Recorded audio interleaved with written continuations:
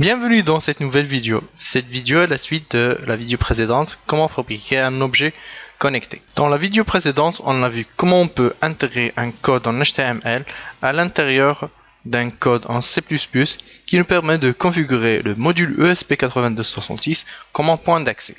Je remercie les personnes passionnées qui sont déjà abonnées dans ma chaîne YouTube. Et pour ceux qui ne sont pas, je vous informe que cette chaîne est destinée pour l'électronique et aussi comment utiliser les outils techniques dans la cybersécurité. N'hésitez plus, cliquez sur le bouton d'abonnement et rejoignez-nous dès maintenant.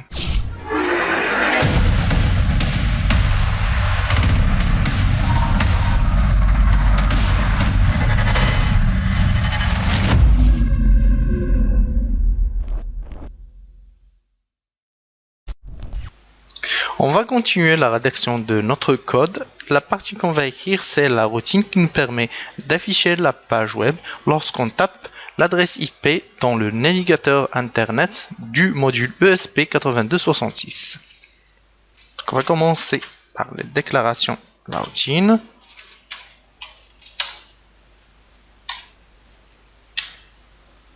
On va appeler handle route. Donc, de cette manière qu'on rédige notre routine.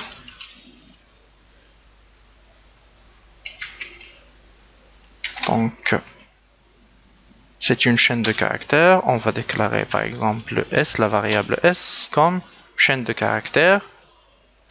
On va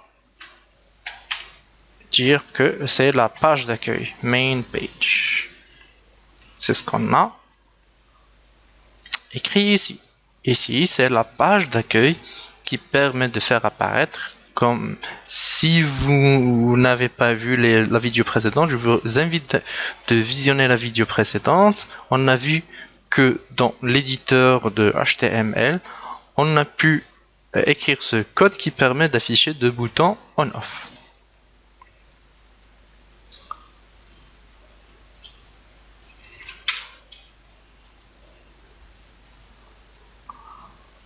Après, c'est l'instruction serveur.send.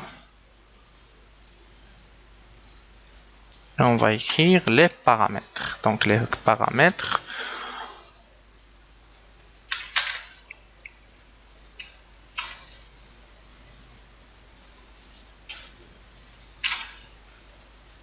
c'est du texte écrit en HTML.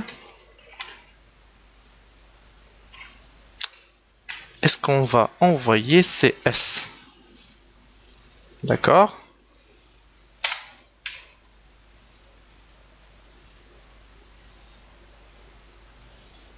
Donc c'était une erreur parce que string, la déclaration d'une chaîne de caractères, commence par un S majuscule. On enregistre toujours, on a dit que le S, c'est une chaîne de caractères et qui contient ce code HTML. Donc, lorsqu'on tape l'adresse IP, on va lancer le serveur qui est une page en HTML. Le code suivant, c'est la partie où on gère les événements. Ça veut dire, lorsqu'on clique sur le bouton ON, qu'est-ce qui va y arriver, et lorsqu'on clique sur le bouton OFF, qu'est-ce qui va y arriver. Donc, on va déclarer la routine, on va appeler handle form.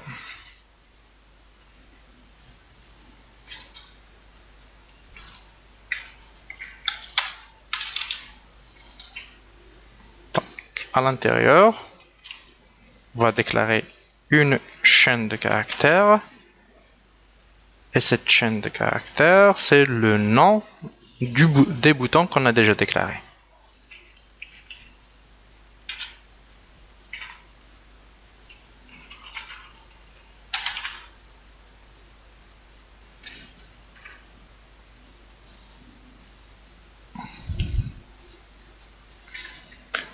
Ça veut dire si on clique sur le bouton qui s'appelle LED BI, qu'est-ce qui va y arriver?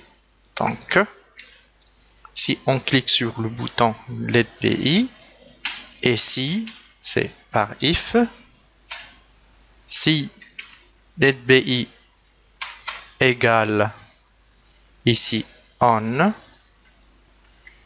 si on clique sur le bouton qui porte la désignation on, on va par exemple mettre une broche à l'état haut et avec le code c'est digital rights. Ça veut dire contrôler l'état d'une sortie numérique. Et ici, on a déjà déclaré que LED et c'est dans la sortie 2. Ça veut dire que digital write 2, virgule, et son état. Par exemple, on va mettre high. Et c'est la même chose pour si on appuie sur le bouton qui porte le nom. On est ici toujours dans le bouton qui porte le nom LED BI. Si on clique, on va juste copier ce code là. On va juste modifier on par off. Si on clique sur le bouton off, là il va y avoir le même effet mais inverse. Au lieu que la sortie soit à l'état haut, va être à l'état bas. Donc les lignes qui suivent, on va ajouter deux lignes qui nous permettent de revenir à la page d'accueil. Pourquoi?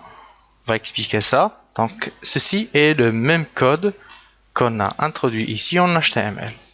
Donc en HTML pad, donc on peut visualiser l'apparence de la page. Lorsqu'on appuie sur le bouton on, donc là il y a une page vide. Lorsqu'on appuie sur le bouton off, il y a aussi une page vide. Donc le code qu'on va insérer ici, ça nous permet de nous donner un lien qui nous fait un retour à la page d'accueil.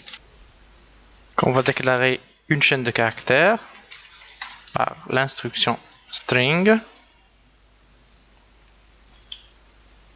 On va déclarer une chaîne de caractères S par exemple, qui est égal à ce variable là.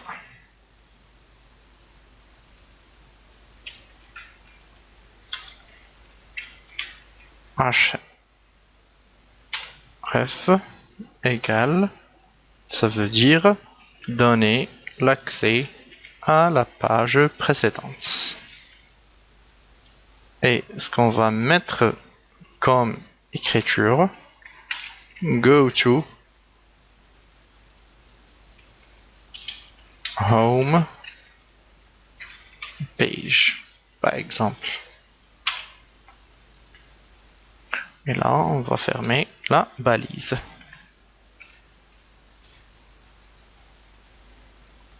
Reste juste une autre ligne, c'est d'envoyer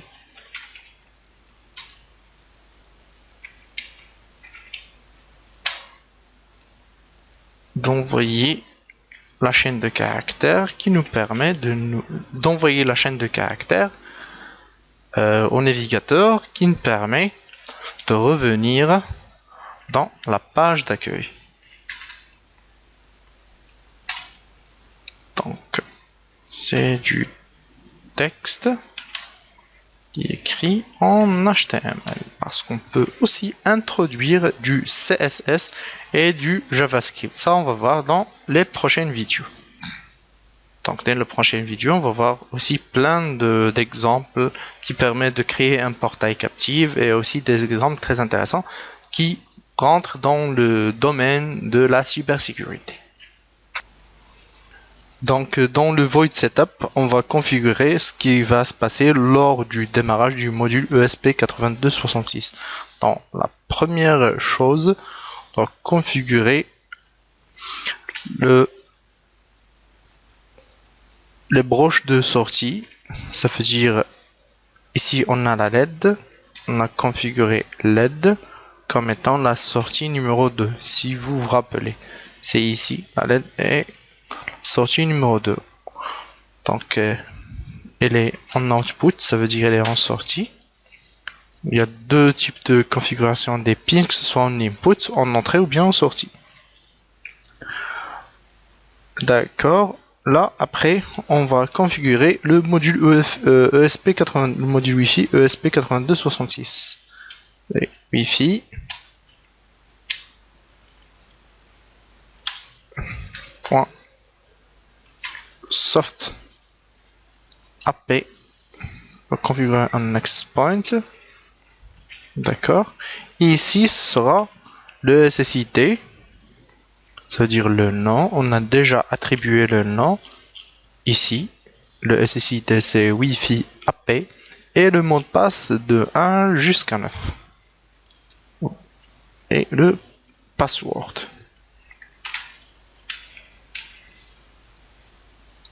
Chaque ligne doit avoir point virgule pour définir que c'est la fin de l'instruction.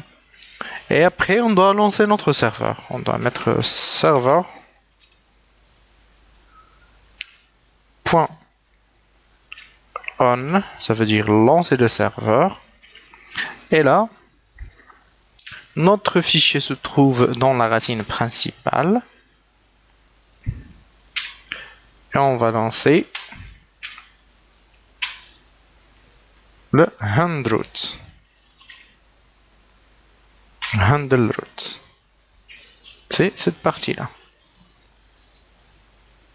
Handle root permet de lancer cette page-là. Donc on peut copier ceci et mettre là.